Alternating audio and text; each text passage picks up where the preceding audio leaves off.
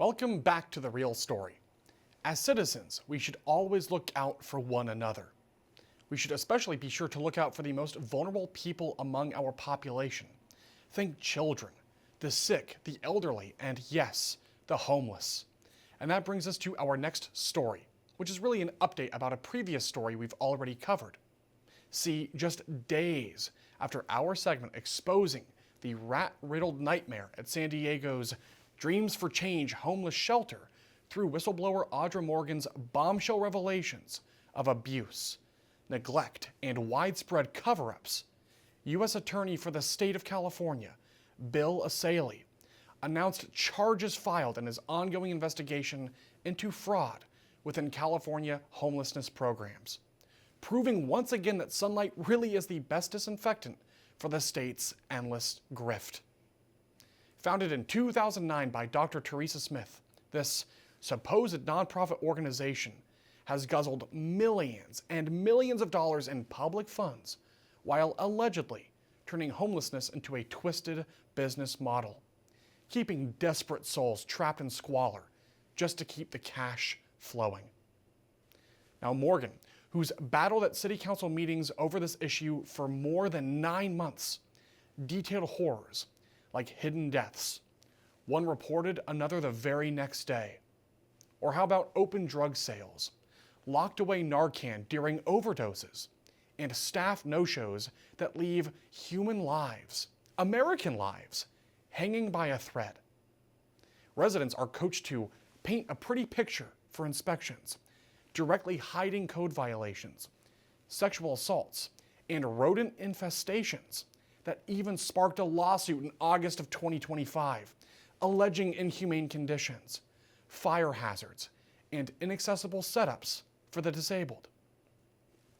Asaley's April 2025 task force on homelessness fraud really ramped up then, with October 16th charges against LA developers for siphoning over $50 million from programs like HomeKey, and is hopefully now closing in on Dreams for Change and other outfits that allegedly and seemingly exploit homeless people for profit. This isn't charity or do-goodery. It's a racket exploiting the vulnerable, while bureaucrats just look the other way, or even worse, profit from it themselves. Now here with a whole lot more is the journalist who's been pushing and pursuing legal action against Dreams for Change for nearly a full year, Audra Morgan, an independent investigative journalist based here in Southern California. Audra, thank you for being here. Thank you for having me back. And thank you, by the way, for caring about your fellow Americans and their well-being. Like, I can't believe this isn't a bigger story. It's like you're the only person I can find who's talking about it. Yeah. So thank you for that. Well, thank you for also shining light on it. I mean, it takes, an army to do it, because they try and stop the information from coming out because they have to protect their racket. Yes, of course. So let's talk about that. What do you make of this news, first of all, that it's now under real investigation? Well, I love it. It's very encouraging because, it means that the work that's being done is not falling upon all deaf ears. It falls upon many, but I see change that can come because these people need to be held accountable, because they are making millions off the backs of people suffering, and it's the people that pay for it. We pay for this. So our money is basically going into these NGOs' pockets or these developers' pockets that are claiming to provide something, and they have nothing to show for it, or what they do have to show is deaths and sexual assaults and rat-riddled camps that they're pushing. So how did this story come onto your radar in the first place?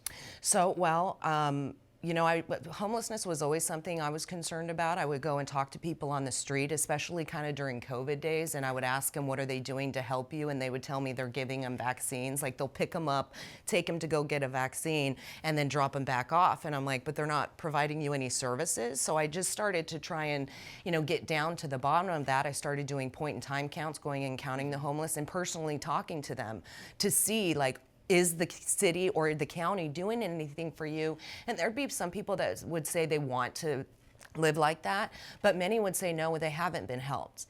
And then when you tell the city that, they say, well, no, those people don't want to be helped. And I'm thinking, well, how is there a disconnect? Because I'm talking to these people, they do want it. I've even, when I would do the point in time count, I brought out bags. They were quite heavy because I filled them with a bunch of something to drink, snacks, and toothbrush and stuff like that.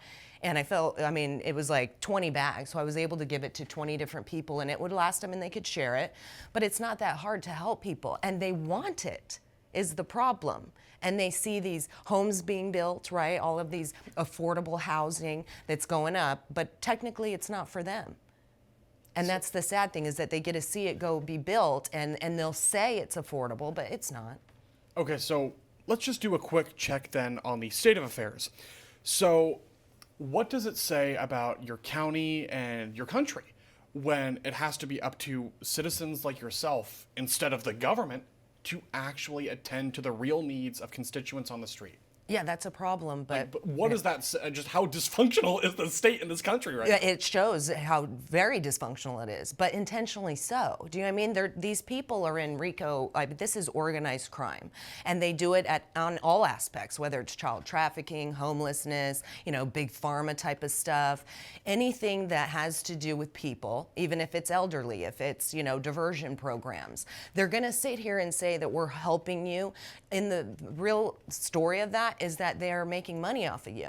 And so they want to keep people in a perpetual state of chaos. As long as you got that going, then, then people, you can keep getting the money in and keep saying that you're providing the services. Yes. In reality, you don't. But we have a very corrupt San Diego as well. So if they really solve the problem, the business goes away. 100%. So there's just a financial incentive to make the problem worse. Yes.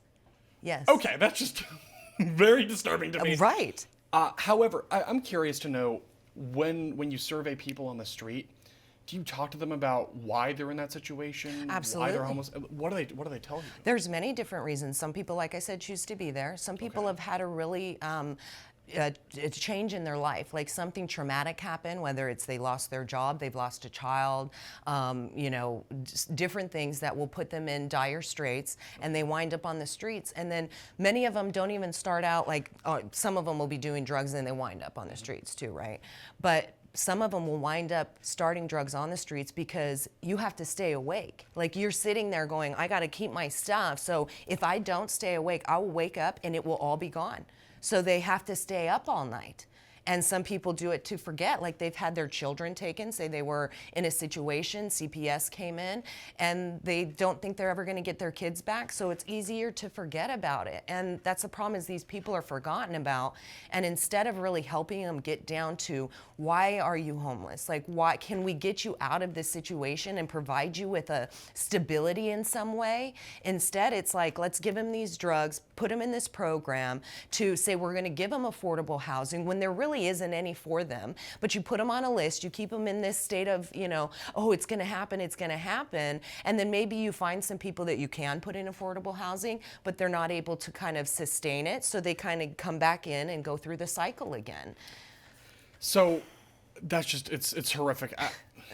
Excuse me, I'm just trying to process this all because it feels, it's obviously inhumane and unjust, and it's just such an overwhelming problem at this point, because you see it all over California and across the country, people just living in squalor in tent cities with politicians who pretend to care about them and obviously do not.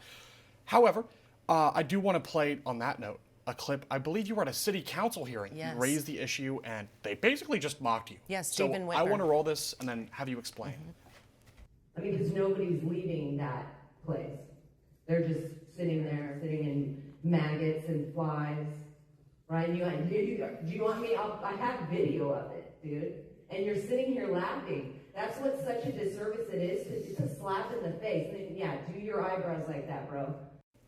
Yes, that's Stephen Whitburn. He is the district for Balboa Park, where Tent City is. He's good friends with Teresa Smith. And so when I go and report deaths or anything that is happening, he looks at me like, what are you gonna do about it? Kind of a thing. And that's the problem, is that we have all of these public officials or people in law enforcement or district attorneys or whatever it is, city attorneys, that are supposed to be the ones that are enforcing actions, making sure no fraud, waste, and abuse is taking place. But when they're engaged in it, all they do is they protect the organization. So it's very difficult in San Diego to get movement. That's why seeing this happen in LA is encouraging, because it can bleed out. And I would like to reach out to Bill LSA and say, come to San Diego and let me share this with you. And maybe you can help encourage Adam Gordon, who should be doing this, to make these people be accountable, because the mayor of San Diego, Todd Gloria, has been also racketeering like this with all of the affordable housing, all of the things where they're saying we're helping people. No, you're putting money in your friends' pockets. And the people are suffering and dying in the process, and it has to stop. You brought up Bill O'Saley. I want to roll this clip too, because watching this really struck me, and it speaks to the profound nature of this problem. So I want to roll this and then get your thoughts about that too. The investigations that led to the Holmes arrest and Taylor indictment are just the beginning. We will continue to go where the evidence takes us. Too often, this money has been wasted, mismanaged, or outright stolen. We are focused on the organizations and entities that are the recipients of these funds, and we will be seeking charges against anyone who steals this money or misrepresents how it's being used. Here's what it looks like to me. A government that only cares about self-preservation and not at all about the American people. That seems to be the core problem at the root of every other problem in America today. A ruling class that does not care at all about the people they're supposed to be serving. 100%. So, final thoughts. What do we do about it? How do we fix this ginormous problem in America? Well, we got to keep exposing it and be holding these people accountable. And people like Bill are going to be doing that. So, you know, it's very encouraging, but we can't stop. We have to be bringing this to the light, be standing in the gap for these people, because they're not willing to, and they don't like the light. You know, darkness, when the light shines bright, darkness trembles. And so that's how we take this down. But in doing that and exposing them, they self-implode because they're so narcissistic and arrogant that they can't help but self-destruct. So we just get to watch it happen, but kind of beyond them to make it happen. So Thank you for that. That's a great point to end on, and I just wish you Godspeed in everything that you're doing. thank you so much, Riley.